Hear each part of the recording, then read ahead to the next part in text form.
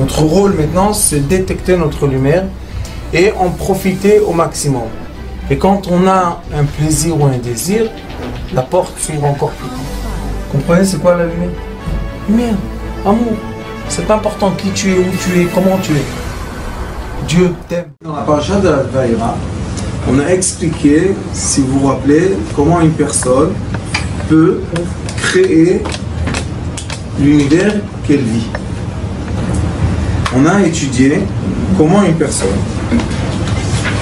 Abraham Avinu, qui a, on a dit Vaïra, Vayar, Vayar, et on a expliqué que quand une personne est dans la pensée, quand elle est dans la réflexion, quand elle réfléchit, elle est en train de créer quelque chose. Qu'est-ce qu'elle crée? Vayar, Vaïra, Vayar, c'est les lettres, on a dit Or. Or, Yud. Et le Or, Yud, le Or, c'est l'origine de toute création qu'il y a sur Terre. Pourquoi? Parce que la lumière quantique se concrétise tout doucement et se refroidit, d'après ce qu'on étudie en physique quantique, et se refroidit jusqu'à quand on a la matière, que pour nous est une matière. Mais pour d'autres existences, n'est pas la même matière. Un exemple, si moi je m'assois sur le fauteuil m'arrête, mais si je mets de l'eau pénètre. Est-ce que le fauteuil est pénétrable ou il n'est pas pénétrable? C'est une question. Pour moi, pour ma vitesse d'électrons qui tourne autour des atomes, le fauteuil n'est pas pénétrable. Mais pour l'eau, qui est une autre vitesse, il est pénétrable. Tout dans la vie, c'est des relations de vitesse.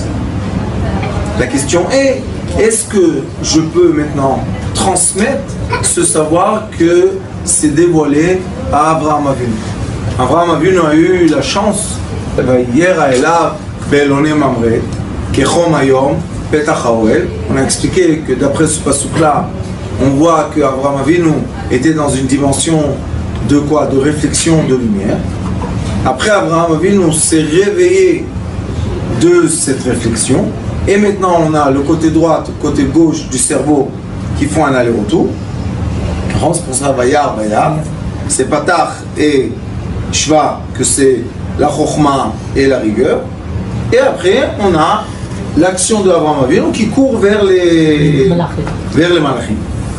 Et là, on va voir dans la paracha de Chayei Sarah, l'élève de Abraham Avinu, qui était Eliezer, qui était le fils de Nimrod, que Nimrod était le roi du monde à l'époque, c'était comme l'empire romain, grec ou les États-Unis ou les Russes.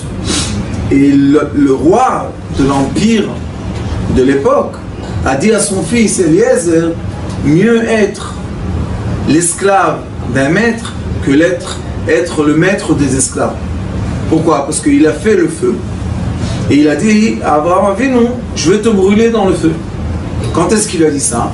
Quand Abraham Avinu a dit à Nimrod, toi tu dis à tout le monde que c'est toi le maître de l'univers et c'est toi qui as créé tout. Vous savez, à ce point, Nimrod il était très fort. Alors qu'est-ce qu'il lui a dit à Abraham Avinu? Il a dit, si tu es tellement puissant, fais tomber la pluie. C'est toi le maître de l'univers. La pluie, c'est pas quelque chose de tellement difficile. Fais tomber la pluie. La réponse était qu'Abraham Avinu est insolent. Je vais vous donner un petit conseil dans la vie. Quand on étudie les sagesses, si quelqu'un, quand vous posez une question, il vous attaque, la réponse est l'attaque, sachez qu'il n'est pas arrivé au bout de la connaissance. C'est pour ça que, qu'est-ce qu'il a fait Nimrod? Il a dit, toi, insolent, tu as parlé mal au roi, tu vas être brûlé. Abraham lui a dit, celui qui fait descendre la pluie, c'est celui qui maîtrise le feu aussi. Aucun problème. Il a fait le feu, il est écrit 7 jours, il a juste brûlé le bois pour que ça soit tellement chaud. Et après Abraham a vu une rentre dedans. Il est écrit qu'Akadosh Baruch Hu a envoyé des anges du ciel pour refroidir. Mais encore une fois, c'est quoi des anges? Des anges, c'est des vitesses de lumière. Alors Akadosh Baruch Hu a envoyé des vitesses de lumière, des lumières célestes, qui sont à l'envers de la vitesse du feu et qui refroidit le feu tout simplement, puisque le feu c'est l'accélération des électrons, et le froid, c'est ralentir des électrons. Alors qu'est-ce qu'on fait? Quand ça accélère de ce côté, on ralentit d'un autre, et on peut vivre. Qu'est-ce qu'il a fait son frère, le père de Lot? Lot, qu'est-ce qu'il a dit? Il a dit, si Abraham avait nous rentre dans le feu et se brûle pas, Abraham a raison. Mais si Abraham avait nous rentre dans le feu et il se brûle, Nimrod a raison. Qu'est-ce qu'il a eu? Il a eu un doute. Le doute, c'est l'ennemi de l'être humain qui veut vivre dans la pensée qui crée. C'est pas la spiritualité que Akadosh Baruch Hu, je t'aime. Non, maintenant on parle de quoi? De monter en haut pour créer le début d'un déroulement d'existence. Abraham Avinu, qu'est-ce qu'il a fait? Parashat Vayera, il est monté en haut et il avait 3 désirs très forts. Le premier désir, sauver son beau-fils. Le deuxième désir était de guérir son corps. Et le troisième désir était Sarah, qu'elle ait un enfant. On peut dire que Sarah était le premier et lui était le deuxième. Oui. Mais à la fin, quand il a ouvert les yeux, il est écrit que les anges étaient Nitzavim. Vous savez c'est quoi Nitzav? Nitzav c'est là. Alors pourquoi après il est écrit qu'il a couru vers eux? S'ils sont là, ok, où tu cours?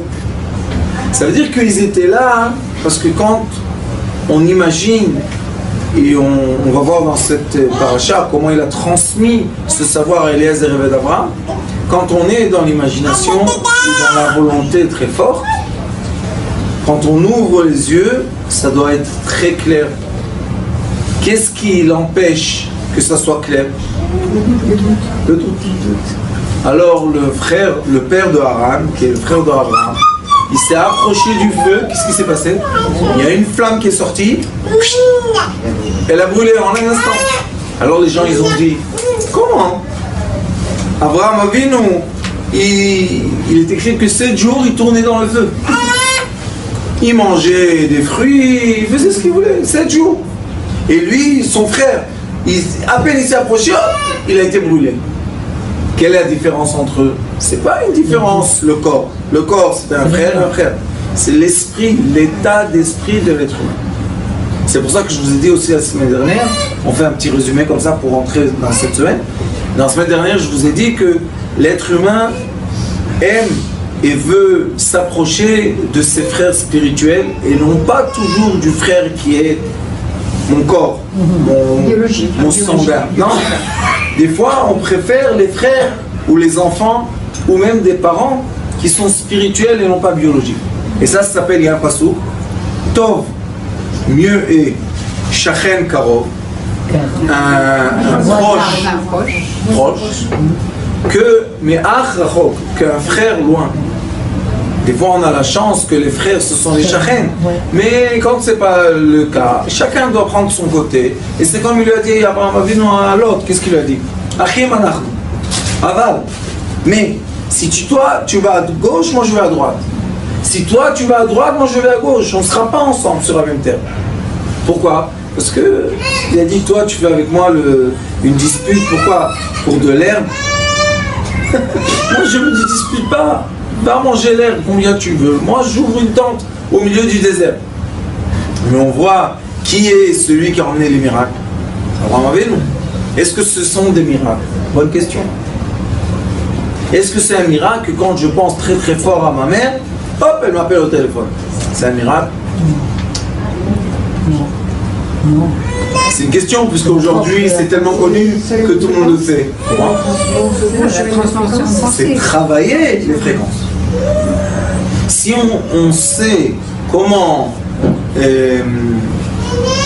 étudier, connaître les fréquences, on sait aussi utiliser les longueurs d'onde. Donc on peut atteindre chaque être humain sur le globe, et même on peut atteindre des sphères spirituelles sans bouger de sa chaise.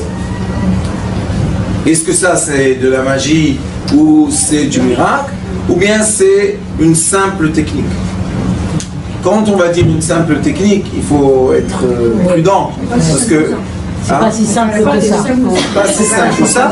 Mais d'un autre côté, quand on voit c'est quoi les conditions d'être comme ça, on voit que même le Eved d'Abraham, Eliezer, a réussi à le faire. Donc, Abraham était un bon maître qui a réussi à transmettre à son élève, son meilleur élève, la technique. On va voir. Technique ou c'est la connaissance? Je vais vous montrer, c'est les trois. C'est le pouvoir, c'est la connaissance et c'est la technique. Le pouvoir, c'est la lumière, Or Yachar. La connaissance, c'est qu'est-ce qu'il y a entre la lumière et l'existence. Et la technique, c'est l'existence. On peut vraiment créer en visualisant. Quand on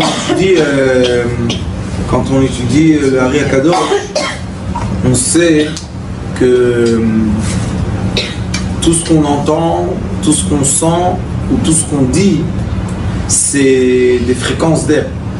D'accord ? Ce qu'on respire, c'est ce qu'on sent, ce qu'on parle, c'est ce qu'on goûte, et ce qu'on entend, c'est le liquide qui sort des oreilles. Et après, seulement quand les lumières des yeux rencontrent cette réalité, ça devient une réalité. Mais si on ne rencontre pas les choses, c'est pas une réalité pour nous. Si quelqu'un a dit « j'aimerais bien vivre dans une villa », et il n'a jamais vécu dans cette villa, ça veut dire qu'il n'a jamais visualisé la volonté qu'il a dit.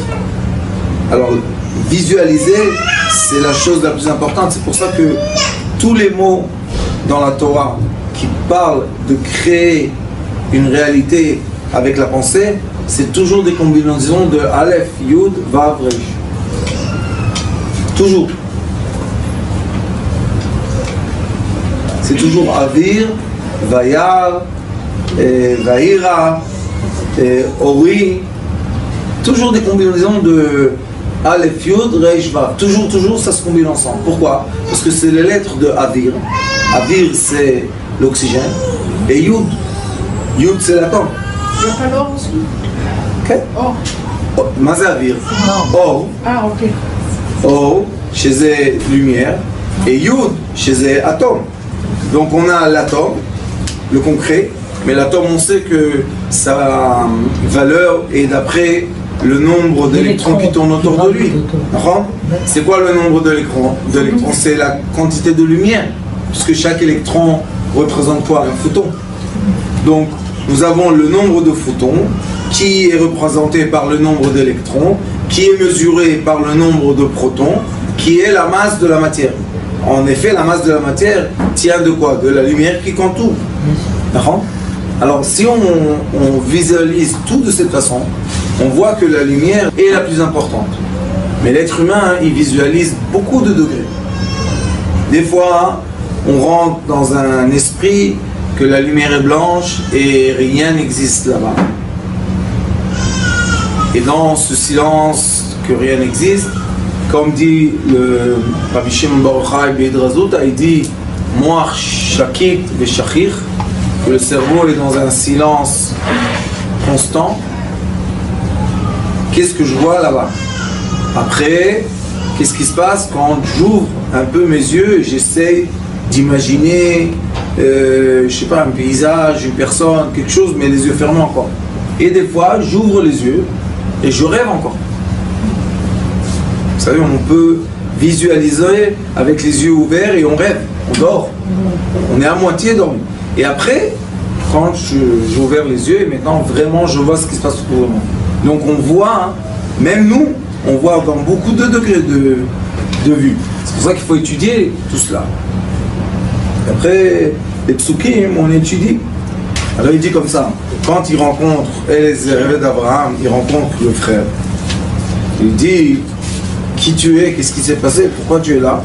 Alors il commence à expliquer. d'Abraham, Anochi, je suis l'esclave ou le serviteur d'Abraham. Qui est Abraham? Abraham est le beau-frère de Bethuel. Il dit, V'Hashem berach et Adoni me'od, v'yigdal ve'yiten lo tzon u'bakar ve'kesef ve'zahav v'avadim u'shfachot v'gmalim v'chamorim. Il lui dit, mon maître a tout ce qu'il faut dans ce monde matériel.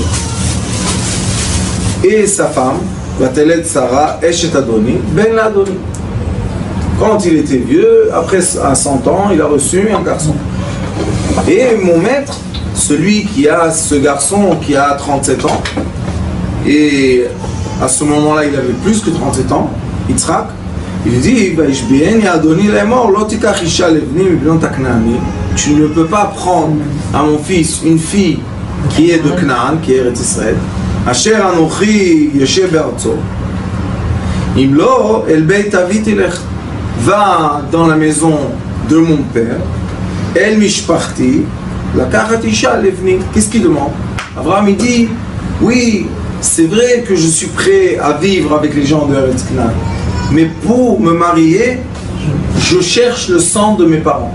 Mais Akadosh Baruch Hu lui a dit, Abraham, koum, lech lecha, me'artzecha, mimolatecha, mibet avicha. Il lui dit, quitte tes parents, quitte ta nature, quitte ton pays et va te restructurer. Qu'est-ce qu'il a demandé à Akadosh Baruch Hu? Quand les gens font le travail de visionner jusqu'à quand que ça, ils ont l'apparence et après il y a cette réalité, ces gens-là, ils n'ont pas le droit d'être conditionnés ou connectés à quelque chose qui les empêche de monter très haut. Et quand une personne, elle est près de ses proches, elle vit à côté de sa famille ou à côté des gens qui la connaissent avant, elle ne peut pas vraiment se révéler totalement. Comme il est écrit, En Navi Beiro. Un homme ne peut pas être prophète dans la ville qu'il est né. Pourquoi? Parce que les gens disent, ah, tu as la barbe blanche, mais on se rappelle de toi, tu jouais avec nous karting. Oui, je faisais le karting, mais j'avais 8 ans. Maintenant, j'ai 60 ans, alors qu'est-ce que tu veux changer? Vous comprenez? Oui. Mais c'est difficile, mais à la fois, il faut savoir tout surmonter.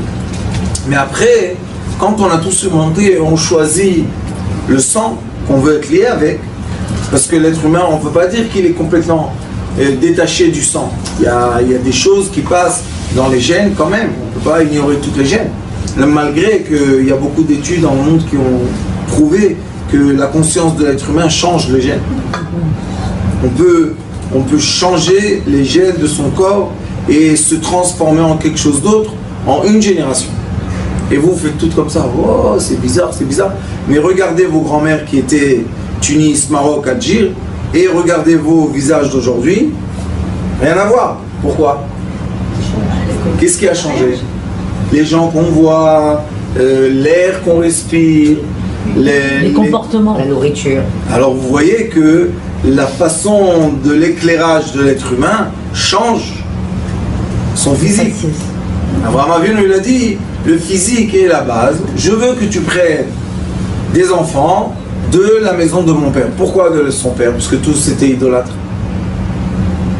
Parce qu'en Eretz Canaan, c'est 7 peuples qui ont toujours été contre Akadosh Baruch Hu. La Avodah Zara, elle était là. Quand Akadosh Baruch Hu a emmené le peuple d'Israël, il leur a dit, vous êtes là sur condition. C'est vrai que j'ai promis cette terre à vos pères, à vos patriarches.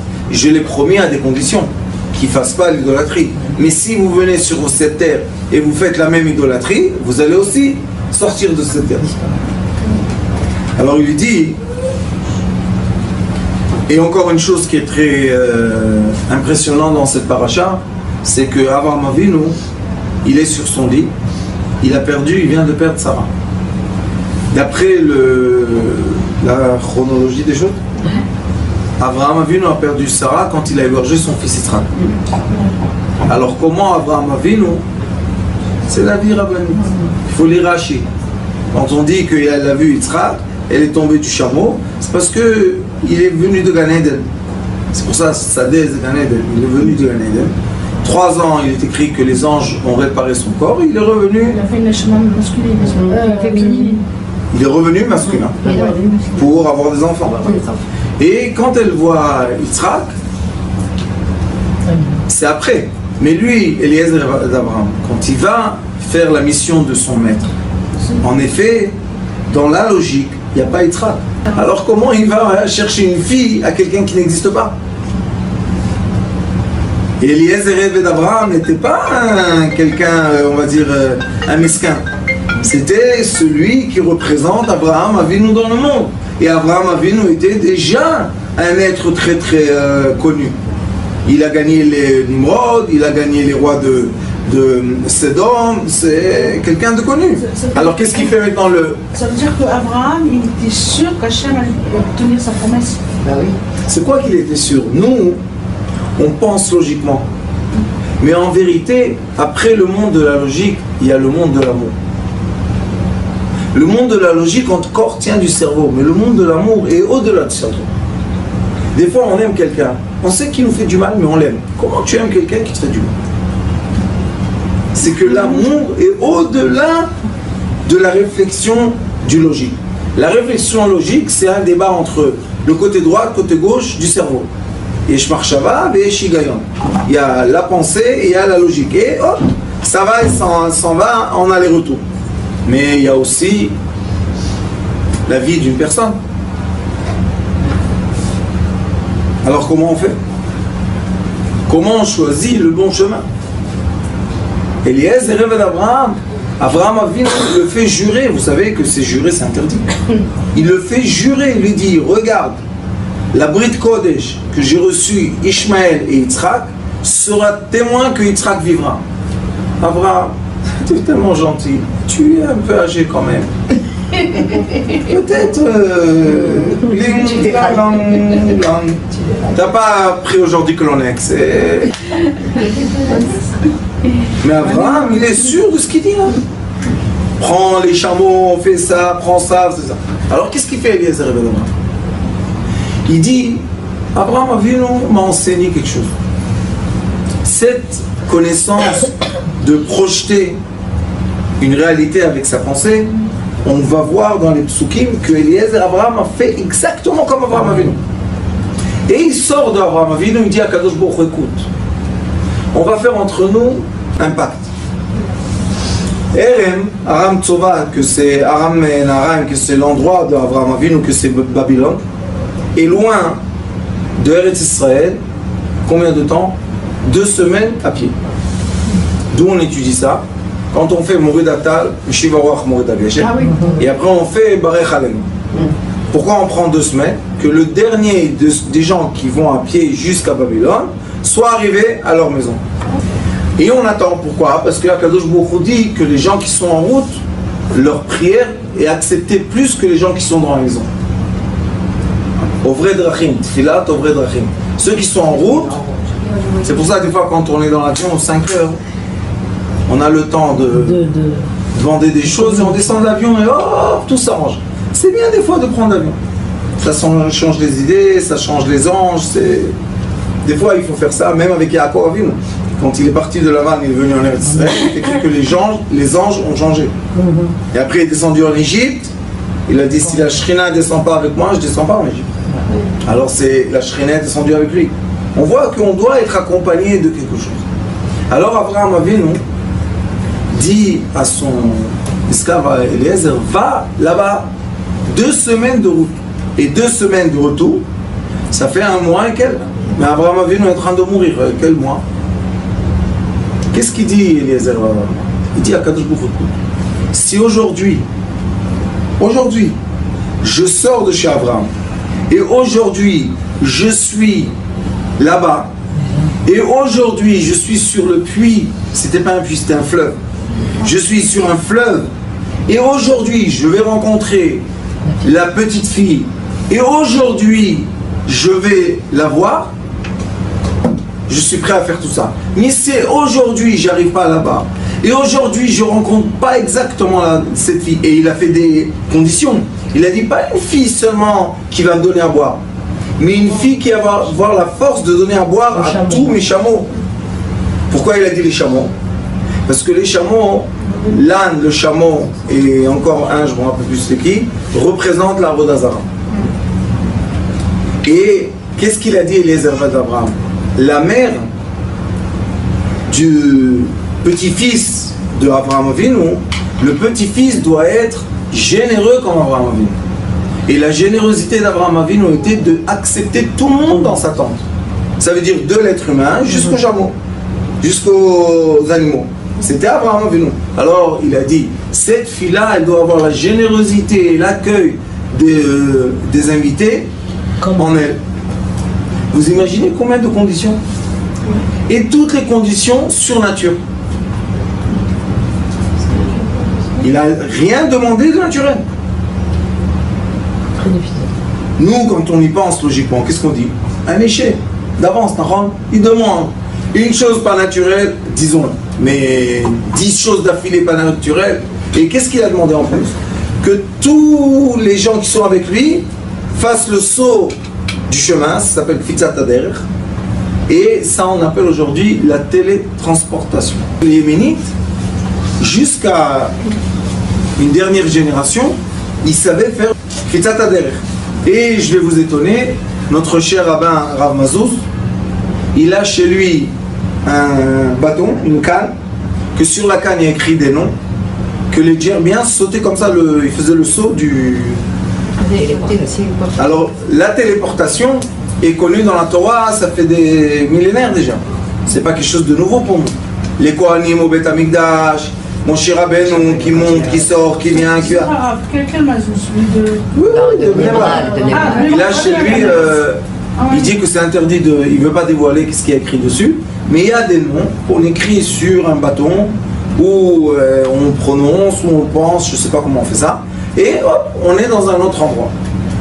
Ça, c'est la téléportation physique.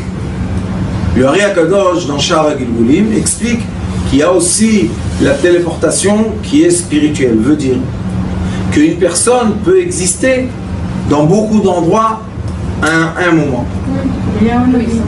Eliyahu Navi, il y a des tzadikim, le Rav Mordechai Eliyahu, il y a des preuves, des photos à Jérusalem qu'il était dans une Brit Mila, Sandak, dans 2 endroits en même temps. À 11h du matin, là il était photographié et là il était photographié. On lui a dit comment tu fais ça? Il a dit Sod Hashem les réa, laissez, ne rentrez pas dans ces dimensions. Mais on voit qu'il y a des gens qui ont des capacités. Quelle est cette capacité? C'est ça ce qui nous intéresse. On veut savoir comment étudier et comment enseigner. Est-ce que cette capacité est quelque chose qui est magnifique?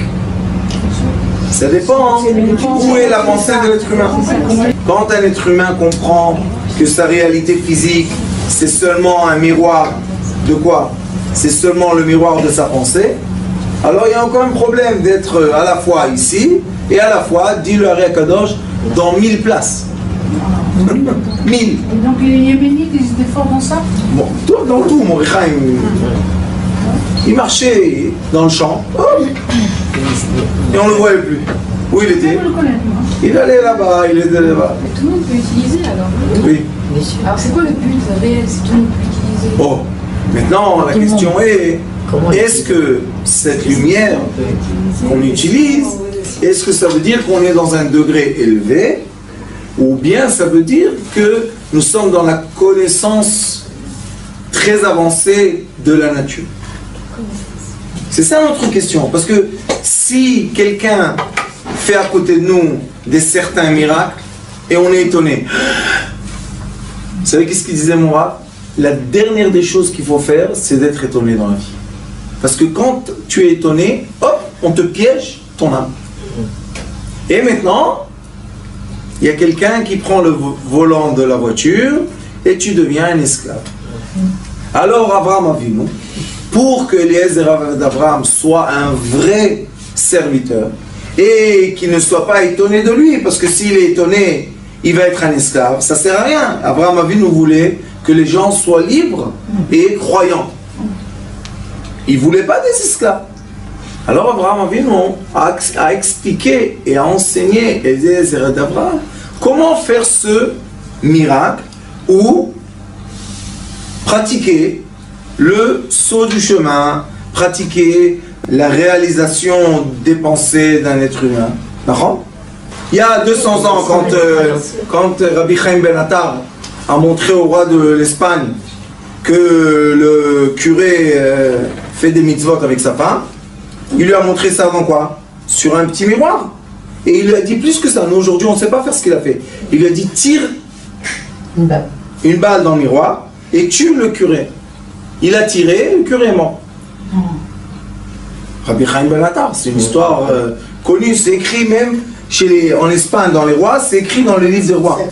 Et après, il est parti dans son pays, Et Rabbi Chaim Ben Attar lui a dit au roi d'Espagne, il a dit, tu sais, quand tu vas arriver dans ton pays, tu verras qu'ils sont en train de juger les Juifs et dire que les Juifs ont tué le curé. Mais toi, hein, tu as vu qu'il a tué. Alors appelle-moi et je viendrai dans le jugement. Il dit, comment je vais t'appeler? Toi tu es au Maroc, moi je suis... Il dit, appelle-moi, je viendrai. Il a appelé Rabbi Chaim Ben Attar, il était en train de rentrer. Qu'est-ce qu'il n'a pas fait le saut du... Et Baal Shem Tov, il n'a pas fait le saut avec son... Il rentrait dans la forêt, il sortait dans une ville. Il rentrait dans la forêt, il sortait dans un pays. Qu'est-ce que c'est cette forêt? C'est le tunnel de tout le monde? Oui. Alors, qu'est-ce qui s'est passé? Rabbi Chaim Ben Attar, il dit au roi de... Oui, vous savez qui a tué le curé? Je vais vous dire qui. Il a dit un nom sacré, le curé est sorti de la terre. Wow. Il a dit, viens ici toi. Dis qu'est-ce que tu as fait. Maintenant il est mort, il est obligé de dire. Il dit, oui, j'étais avec là et j'ai reçu une balle par derrière. Alors le roi il a dit, vous avez vu, c'est quoi le sage des Juifs? Comment il sait les secrets? Rabbi Chaim Ben Attar il a dit un mot, le curé il est rentré dans la terre. Alors les gens qu'est-ce qu'ils disent? Mais c'est des histoires, ça n'a jamais existé. Maintenant on a un iPhone. Avec WhatsApp, ou je ne sais pas comment ça s'appelle, il y a plein de technologies. Est-ce que je peux voir maintenant une famille en France? Oui, bien sûr. Alors est-ce que Rabbi Chaim Ben Attar il a fait quelque chose de magique? À l'époque. Jusqu'à quand on a eu la technologie, magique. Mais dès que la technologie est là, en place, c'est plus magique. Alors c'est magique ou pas? Maintenant c'est à nous de quoi? De choisir si on croit ou si on ne croit pas. On peut croire. Utiliser. Non, c'est la connaissance. Oui, mais vous voyez que utiliser les forces comme Rabbi Chaim Ben Attar, il n'a pas utilisé des forces. Pour lui, c'était simple de le faire, puisqu'il a fait un roi Goy. Oui. C'est pas qu'il a fait le miracle à un juif. Il a dit au roi Goy, voilà, fais ça. Pourquoi? Pour sauver la communauté juive de l'Espagne, qui était déjà après l'acquisition, ça y est, ils ont souffert assez les juifs. Alors on voit que Rabbi Chaim Ben Attar a utilisé un savoir qu'aujourd'hui, 200 ans après, c'est une technologie à la main de tout le monde. Ça nous pose beaucoup de questions. Alors est-ce que Abraham Avinu, quand il a fait le miracle avec les trois anges qui ont sauvé Lot, son corps et le corps de Sarah Imenu, est-ce qu'il a réussi à transmettre? S'il a réussi à enseigner ça, c'est plus de la magie. C'est plus du miracle. C'est un enseignement. Maintenant, on va voir chez Eliezer et Rêve d'Abraham, il a fait le saut. Ça on sait. Et après, qu'est-ce qu'il a dit? Vayomer Elai Hashem.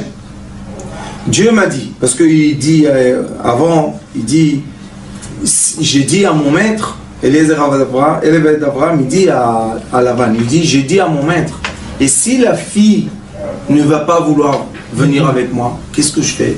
Alors il est écrit, Vayomar Elai, Abraham a dit à Eliezer d'Abraham, Hachem, Dieu, Asher italachti lefanam, que toute ma vie j'ai marché dans ses traces, c'est pas la bonne direction. Vous savez c'est quoi? J'ai marché dans son ombre. C'est pour ça qu'il y a des psukim. Betzelem italechish. Betzelem ou bedmut. Abraham savait le secret. Il a dit, Akadosh Baruch Hu, toi t'es en haut dans une lumière. C'est bien. Tout ce que tu as projeté comme lumière et on a vu comme chemin, nous on a marché dans ce chemin. Alors, Akadosh Baruch Hu toujours nous avance. Toujours notre chemin est préparé devant nous. Il est écrit Vaitalech lefanecha tzidkecha ou kevod Hashem yasfeka. C'est quoi Vaitalech lefanecha tzidkecha? Quand quelqu'un donne de la tzedaka, l'ange de la tzedaka avance la personne et c'est pour ça qu'elle protège la personne, c'est tout. C'est pas une autre raison. Comment elle protège la personne? L'obscurité, c'est l'ignorance, et dans l'ignorance, il y a beaucoup de problèmes. Et la lumière, c'est le savoir. Alors la tzedaka, c'est quoi? Elle allume une lampe qui éclaire le chemin de la personne. Très simple. Le Zohar Kadosh dit que la tzedaka, c'est une lumière, et chaque fois, même tu donnes un shekel. Tu donnes un shekel, il dit que la lumière de la tzedaka illumine le chemin de la personne 7 jours. Bien sûr. Et tous les autres mitzvot, le moment. Alors qu'est-ce qu'il dit? Ishlach malacho itach. Maintenant on voit qu'il y a la prononciation d'Abraham qui dit écoute, Dieu doit envoyer son ange avec toi et ta réussite sera grâce à qui? Grâce à toi ou grâce à l'ange? Grâce à l'ange. Et cet ange-là va réussir ton chemin. Et tu prendras une fille à mon fils de la maison de mon père. Et avec ces conditions-là, tu seras propre de ma malédiction. Et si eux maintenant, ils vont pas vouloir donner la fille, parce que vous savez, il y avait l'histoire, on garde Rivka chez nous, est-ce qu'elle veut partir, est-ce qu'elle veut pas? Ils savaient ça, puisque ils savaient que Bethuel qui était, Lavan qui était. Mais malgré ça, il lui dit, Vaïtanaki. Ça veut dire que si eux ne suivent pas le miracle que tu as eu, ça va. Qu'est-ce que ça veut dire? Ça veut dire que beaucoup de fois dans la vie, en tant que thérapeute, ou en tant des gens en coaching, ou des gens qui conseillent leur jouma, on éclaire le chemin d'une personne. On montre à la personne, voilà, regarde, fais ça. Mais la personne retourne à la maison, et dans le chemin qu'elle retourne à la maison, elle a reçu des coups de fil, la banque, je sais pas quoi, elle a oublié toute cette conversation. Est-ce que nous, on est coupable de ça? Non. Non. Et ça, c'est un grand problème de la position du thérapeute ou du tzaddik ou du coach ou de n'importe qui vis-à-vis de l'être qui est devant nous. Et là, dans les psukim, on voit qu'Abraham dit, toi, tu fais ton tafkid. Qu'est-ce qui va se passer après?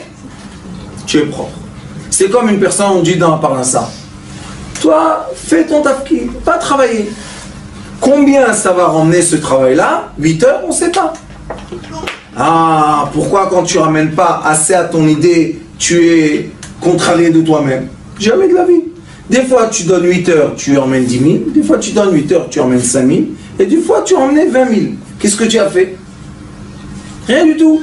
Alors est-ce que tu dois être coupable de toi-même? Non. Ça c'est un grand enseignement pour les gens qui s'occupent des autres. Même des parents avec leurs enfants.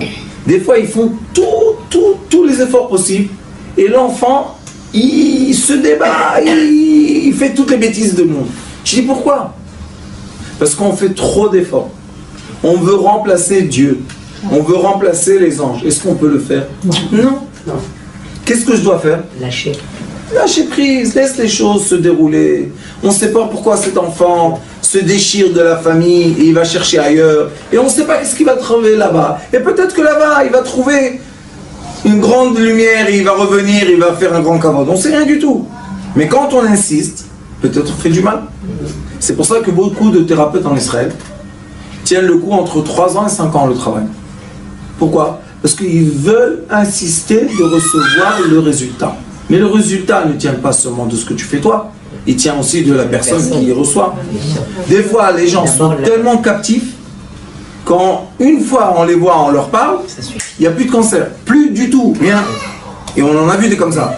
Et il y a des gens qui ont dit, pourquoi ça marche? Peut-être ça ne marche pas. Prouve-moi, montre-moi. Et ces gens-là ne guérissent pas. Alors qu'est-ce qu'ils disent? Ah, t'as vu le rap? Ah, il ne guérit pas vraiment le cancer. C'est mon problème. C'est ton problème. Si tu jettes sur moi, vous comprenez? C'est pour ça qu'une des choses les plus importantes dans la vie, c'est positionner. Qu'est-ce qu'il fait Abraham Avinu avec Eliezer Abraham? Il le positionne de façon positive. Il lui dit, écoute, tu n'es pas victime du résultat. Non. Toi, tu es mon élève? Oui. Alors sache, mon élève n'est pas victime du résultat. Pourquoi? Parce que la lumière de Dieu t'avance. Laisse travailler, qu'est-ce que tu touches? Et après il dit, Ve'avo hayom elain, je suis arrivé au puits. Va'omar, et j'ai fait une condition. Pourquoi? Parce que le premier miracle, il y avait de quoi? Qu'il a sauté le temps. Maintenant, deuxième chose, il dit, Va'omar, et j'ai dit à Kadosh Baruch Hu, Eloé Adoni Abraham, Dieu le maître de mon maître. Im yeshcha yeshcha na matzliach. Im yeshcha, ça veut dire est-ce que tu existes. Na, c'est je te demande, bakasha. Matzliach, si tu existes, ma réussite. Darki asher anochi olech alea. C'est quoi anochi olech al darki? Anochi olech bedarki. Je vais dans le chemin, je vais sur le chemin. Là, il y a un très grand secret. Quel est le secret? Abraham Avinu a enseigné à Eliezer Abraham. Sache que la lumière de l'ange crée le chemin. Vous savez, Waze, il y a aujourd'hui Waze. Je peux vous expliquer ça avec Waze. Tu dis à Waze, Waze, qu'est-ce qu'il y a? Je veux aller à la maison. Il n'y a pas de problème, donne-moi l'adresse. Tu lui donnes l'adresse, il te fait je calcule le chemin. D'accord? Après tu lui dis, vas-y, go, on sort. Est-ce que le chemin de Waze est dessiné en violet? Oui. Qu'est-ce qu'on fait? On est sur le chemin dessiné. C'est pas que Waze montre ta voiture et tu sais pas où aller. Parce que si on sait pas où aller, il y a des croisements que si tu prends à gauche, tu fais un accident. Tu es obligé de suivre Waze. C'est quoi suivre? Marcher sur le chemin. Akadosh Baruch Hu. Les anges d'Akadosh Baruch Hu, c'est de la lumière. Eux aussi, ils écrivent le chemin que l'être humain va aller dedans. C'est pour ça qu'on demande que l'ange soit avant nous, qu'il éclaire l'obscurité de notre chemin. C'est simple, c'est pas une grande demande. Mais quand le chemin est éclairé, est-ce qu'on est avec assurance ou est-ce qu'on est heureux? On est sûr de soi. C'est comme un enfant qui vient de l'école à la maison à pied et il a peur. Et un enfant qui vient de l'école à la maison avec sa maman. Il pense même pas aux petits trucs, aux petites fenêtres, il pense pas à ça. Pourquoi? Il a la main dans la main de sa maman, son papa. Et il marche dans la route. C'est pour ça que qu'est-ce qu'on doit construire toute la vie de l'être humain? L'assurance, la confiance. Que chacun de nous ait confiance en quelqu'un. Ou en lui, déjà. Mais confiance en soi, c'est quoi? Que je crois vraiment que c'est moi qui a créé le chemin avant moi? Non. Si j'ai quoi? Si j'ai quelqu'un avant moi, non, même physique. Non, moi, par exemple, j'ai été étudié chez mon rab, le tzaddik. J'ai étudié avec le tzaddik, aucun doute, rien du tout, c'est lui qui faisait tout. Il n'y a pas de problème. Après, il est parti. Est-ce qu'il est parti? Il existe encore. Pourquoi il existe? Parce que le trait de lumière qui éclaire mon chemin, je l'ai accepté totalement. La même chose comme un enfant avec son père, ou avec sa mère, ou avec son frère, ou avec son oncle, ou avec les grands-parents. Ça fait rien comment ça s'appelle. Mais ce qu'il faut faire, c'est donner de la confiance. Et cette confiance-là, c'est la lumière de l'ange qui est avant l'être humain. Alors il dit, il lui a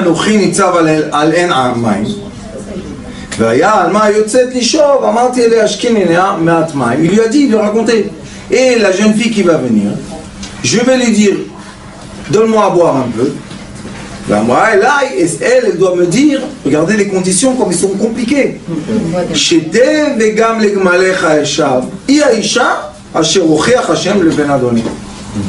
Ça devient Matrix. De tous les côtés, 3 dimensions de complications.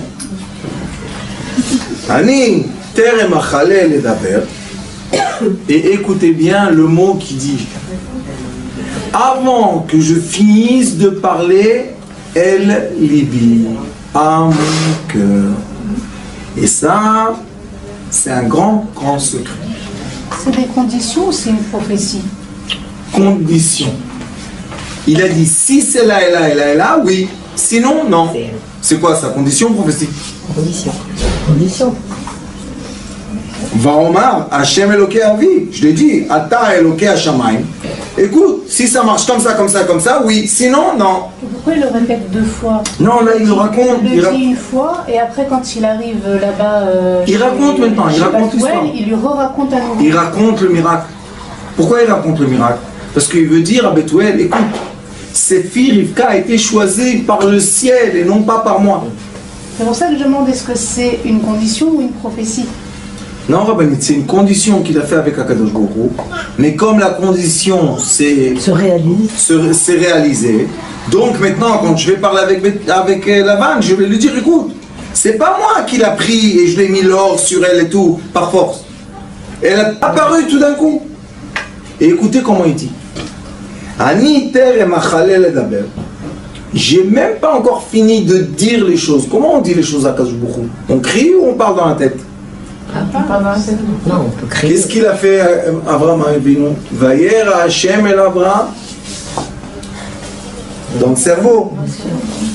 El libi. Ça veut dire quoi?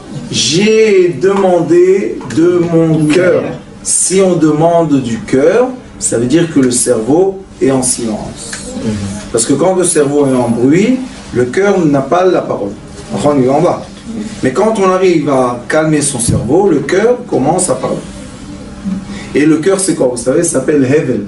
Hevel, c'est la buée.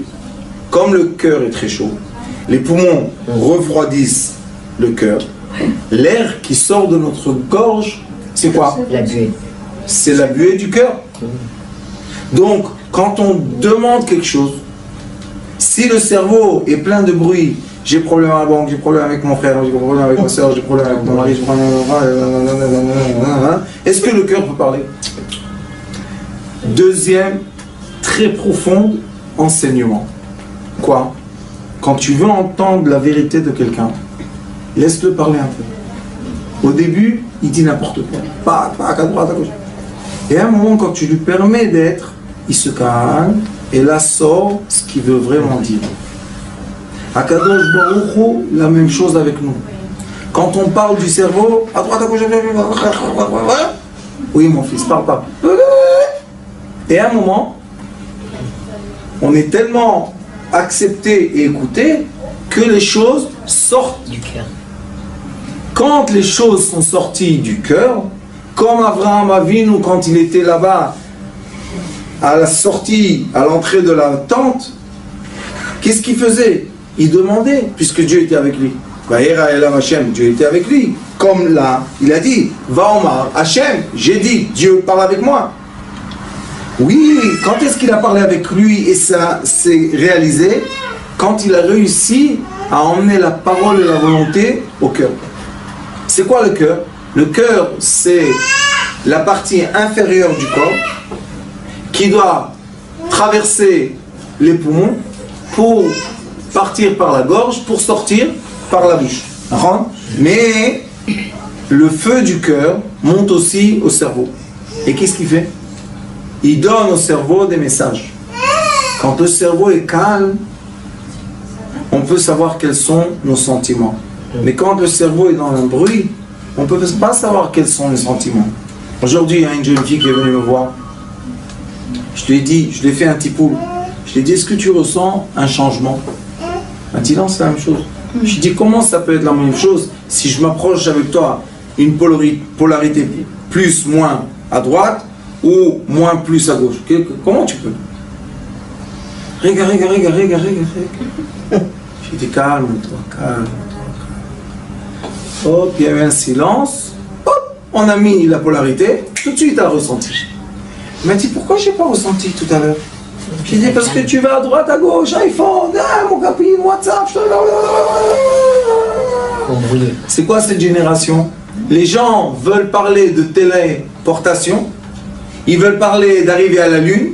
Ils veulent parler de je sais pas quoi, construire des immeubles 1000 mètres. Et ils sont harcelés par des informations. Comment on veut que les gens arrivent à des sommets? Comment? Et les gens qui sont dans les sommets, vous savez c'est qui? C'est les gens qui ont décidé d'eux-mêmes d'être libres d'attaque, de lumière. Parce qu'aujourd'hui, toutes les informations qu'on reçoit, c'est quoi? On nous fusille avec des lumières. C'est pas qu'on nous fusille avec des armes. On n'a plus besoin d'armes. L'agression. C'est l'agression de la panique. Ils peuvent aujourd'hui, avec la panique, envoyer un message WhatsApp que dans une ville en Israël, il y a eu un massacre de 50 personnes. Vous savez qu'est-ce qui va se passer? Les gens, tout le monde va être paralysé. La vie n'existe pas. Et personne ne voit. Ils n'ont même pas essayé de voir si la ville existe. Et il n'y a pas eu un mort parce qu'il n'y a pas eu la vie. Alors, on paralyse un pays entier. Et en Amérique, vous savez qu'est-ce qui passe? C'est devenu de la drogue. C'est pire que la drogue. On prend quelqu'un l'iPhone 1 heure, il se suicide. Vous rigolez? Vous savez ce que vous dites? C'est une catastrophe. Vous savez pourquoi? Parce que vous ne vivez pas leur dimension. Mais pour eux, c'est la nature. C'est normal. Oui, C'est la nature. Ils sont nés avec. Alors maintenant, on va poser une question. Si nous on dit que l'iPhone c'est une catastrophe, ça veut dire qu'on dit que le miracle nous gêne. Parce qu'on ne sait pas vraiment vivre la vitesse du miracle. Mais les enfants qui naissent dans cette vitesse, pour eux c'est quoi le iPhone? C'est normal. C'est comme des lunettes. C'est comme... En 3D. c'est comme... C'est tout, c'est d'accord. Nous on dit, oh, sauver la planète, qu'est-ce qui se passe? Il y a un iPhone sur la planète. Mais eux, bientôt iPhone il va leur dire, tu sais, tu as mal pensé maintenant. Nous on va dire, qu'est-ce que c'est ça? Ils rentrent dans notre privacy, qu'est-ce que c'est? Mais eux, ces enfants-là, ils vont être beaucoup plus propres que nous. Parce que nous, on sait mentir, sans que personne ne voit. Eux, ils ont un iPhone qui leur dit, hé, tu as menti. Oh, il va faire tout, des voix comme ça. Alors, qu'est-ce que ça va donner? Après 5 ans, je pense que même moins 1 an, ça va nous donner une génération très morale. Grâce à qui? Grâce à un bout de fer et plastique. C'est bien ou mal? Donc, c'est bien. C'est bien quand c'est bien utilisé. Ça dépend où on se positionne. Allez, question. Nous, avant, quand on était près de la grand-mère, et on était à côté d'elle, elle faisait la vaisselle, elle faisait le manger, et on était à côté d'elle dans la cuisine, parce qu'on était ennuyés, qu'est-ce qu'on avait à faire? On va dans la rue? Non. Alors on est à côté d'elle. On peut dire que la maman, elle dit, eh ben dis donc, tu es devenu l'esclave de ta grand-mère, de ton grand-père? Non. Mais qu'est-ce que vous voulez que je fasse? Je m'ennuie. Aujourd'hui, qui paye le compte iPhone? Les parents. Qui achète l'appareil? Les parents. Ah, pourquoi on se plaint? C'est vrai. C'est les parents. Une fois, j'étais à RCD à Putois. Il y a beaucoup d'années, je crois, il y a 6 ans, 7 ans. Et j'ai dit que l'iPhone, c'est pas l'ennemi de l'être, c'est une nouvelle conscience des gens. Et j'ai parlé de liberté. Vous savez, moi, je suis très très libre. Mais pourquoi je suis libre? Parce que si je ne serais pas libre, est-ce qu'ils ne vont pas passer les limites? Ils vont passer. Alors au moins être avec eux. Ils vont le prendre quand même, l'iPhone. Qu'on soit avec eux, moi. Une mère, elle se montait, je la voyais s'énerver. Après 20 minutes, je lui ai dit, allez madame, la cocotte minute s'ouvre. Elle m'a traité de tous les noms possibles. Qui vous êtes? Et qui vous a nommé? Et vous êtes rien qu'un truc. J'ai dit, vous avez raison, vous avez raison, vous avez... Elle s'énerve, pourquoi j'ai raison? J'ai dit, vous avez raison. Mais à la fin, après que vous me traitez de tous les noms, je peux poser une question seulement. 20 minutes. C'est beaucoup d'insulter quelqu'un 20 minutes, il faut le faire. Alors j'ai dit, premièrement, vous êtes très doué. Je dis pourquoi? Je dis parce que insulter quelqu'un 20 minutes, il faut avoir un répertoire. Et vous me parlez d'éducation, eh ben, on est bien placé là. Et après, je lui ai dit une autre chose. J'ai dit, dites-moi madame, vos enfants, parce qu'elle avait les enfants, c'était des étudiants. Qui paye la note iPhone? Elle m'a dit, c'est moi. J'ai dit, moi, hein, je ne parle pas comme vous, mais mes enfants, ils n'ont pas iPhone et je ne paye pas non plus la note.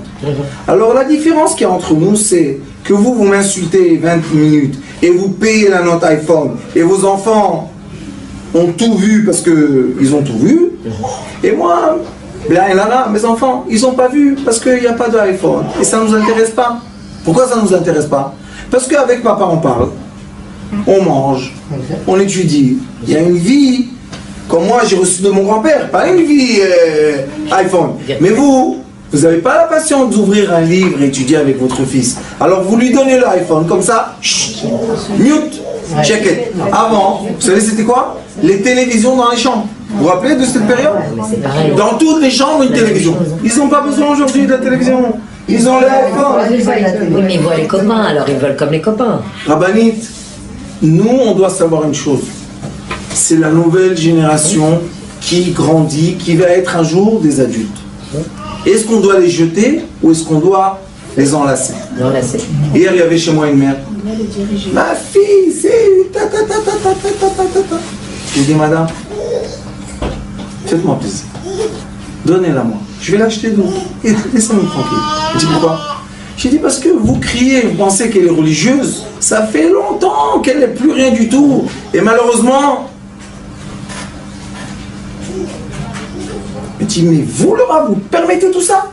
J'ai dit, et si je ne permets pas? Ça change réalité? J'ai dit, au moins, ces enfants-là, ils viennent parler avec moi ouvertement. Au moins. Et quand ils ont des problèmes dans leur degré de vie, au moins, ils viennent me dire, Rav, qu'est-ce que je fais? Je vais à droite ou à gauche?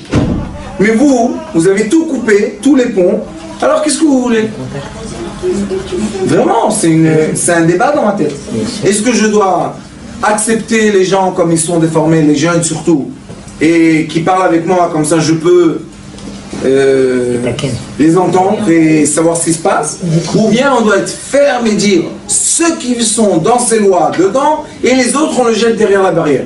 Ça sert à quelque chose. Et quand quelqu'un, chas v'shalom, il a un enfant qui est à l'hôpital, quoi, le cœur est créé de fer, alors ce qu'on doit étudier de la paracha de Chaye Sarah, c'est, écoutez bien ce que je vous dis, parce que c'est très puissant, mais c'est la vérité. Sarah était contre le développement. Quand Abraham a eu un fils, elle a dit Chamassi Alecha, que Dieu te juge. Vous savez c'est qui Abraham? Oev Hashem. À qui tu emmènes la rigueur? Sur quelqu'un qui est l'amoureux de Dieu. Et après, quand elle voit la goutte de sang sur l'épée du Malach HaMavet, juste par l'imagination de ce qui s'est passé, elle meurt sur place.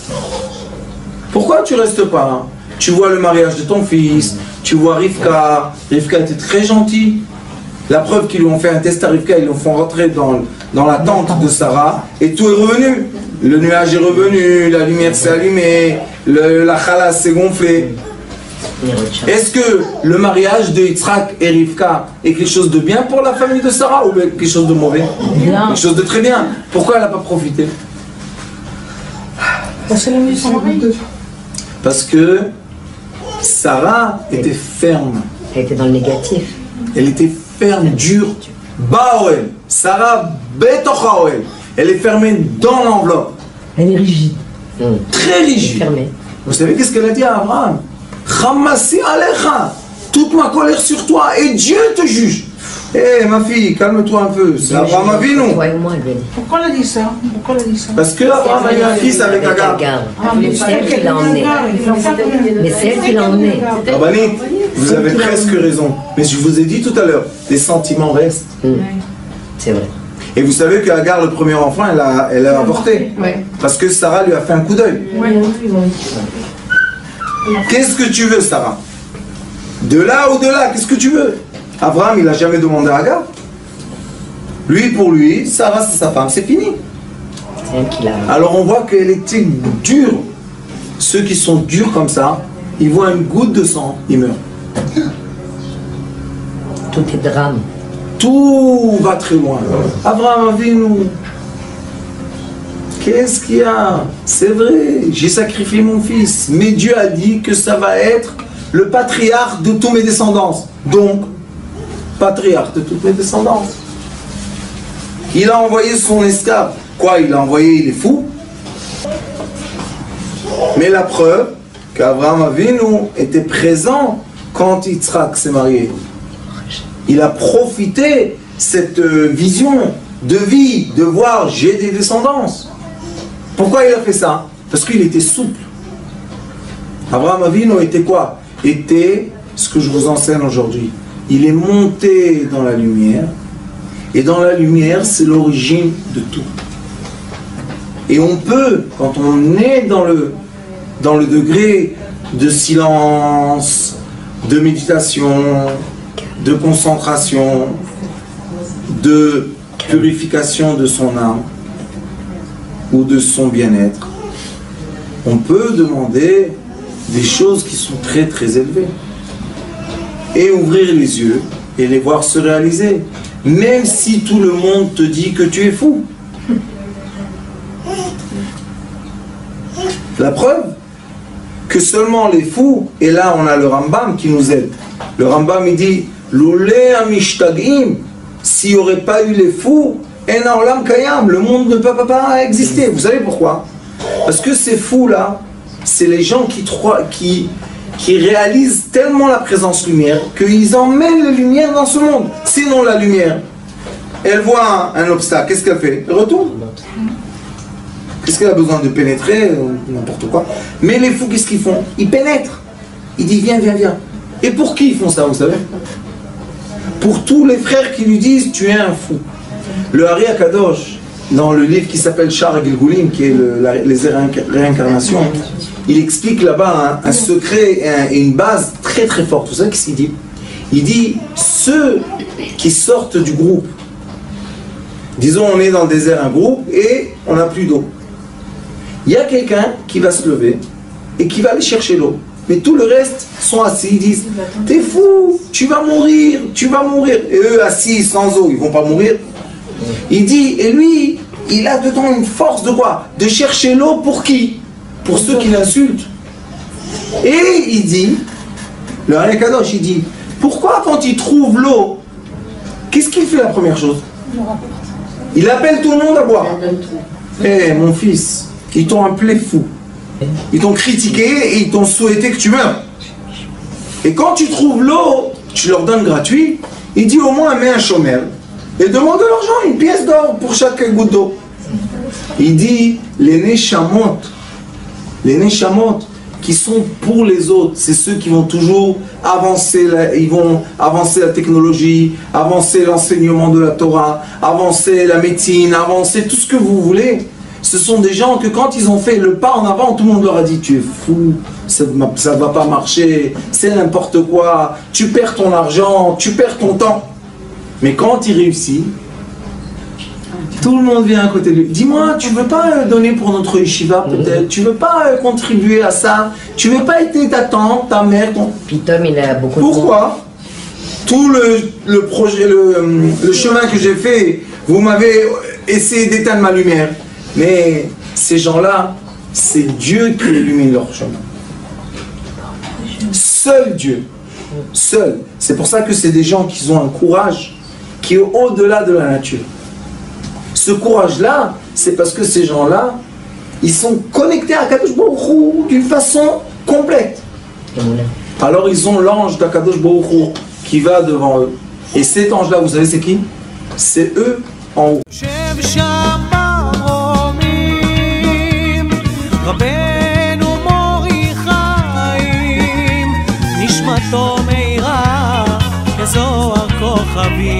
רבנו מורי חיים יושב שם במרומים רבנו מורי חיים נשמתו מהירה